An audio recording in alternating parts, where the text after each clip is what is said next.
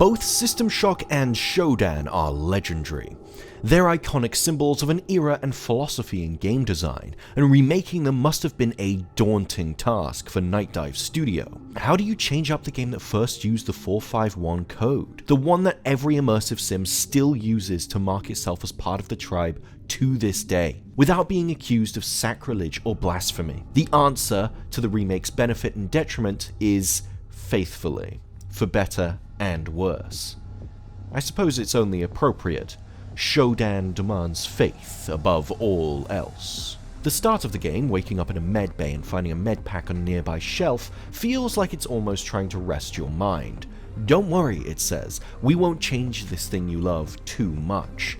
Exploration will reward you with new weapons, new cyberware, new reserves of your ever-dwindling supplies in ammo, or, the most precious of all, literal trash, which you can exchange for credits at the game's recyclers to buy mods, which is a new addition for the remake. This addition aside though, it's still the Citadel station I remember. But where before those hallways were bright, wobbly and flat, they now have fully realized physicality, all dark and brooding, made of materials that clang or thud or ding as stray shots glance off them. The station is only one part of System Shock. The other is the tremendously 90s idea of cyberspace. It actually makes it feel a fair bit different in this iteration of System Shock. In place of the sparse and confusing wireframe of the first game, Night Dive has created a mode that is, well, basically Descent, and sometimes cyberspace controls amount to holding strafe whilst keeping your crosshair trained on an enemy. It's more of a side grade than anything, but the studio has done a great job in bringing this segment of the game up to date and simplifying it whilst keeping the vibes intact. I can't help but wonder what the result would have been if Night Dive had adopted a similar willingness to change things up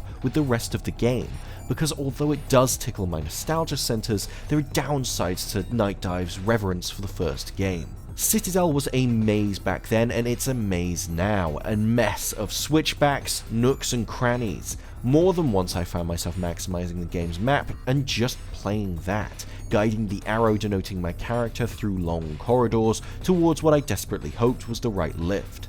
Speaking of the map, by the way, let me take this moment to emphasize that you should absolutely play this game with a mouse and keyboard, at least until it gets a console release and Night Dive backports whatever controller modifications it makes in those versions. The game's UI, a marked improvement over the original, just isn't pleasant to navigate using a cursor controlled by your right analog stick. Years and years ago, Night Dive's project to remake System Shock was put on hold so that the devs could reassess their path. They'd suffered mission creep, it was said, and strayed too far from the original vision of modernizing the original game. Those new ideas ate up an already limited budget and risked angering Kickstarter backers who, more than anything, just wanted a modern recreation of a beloved classic.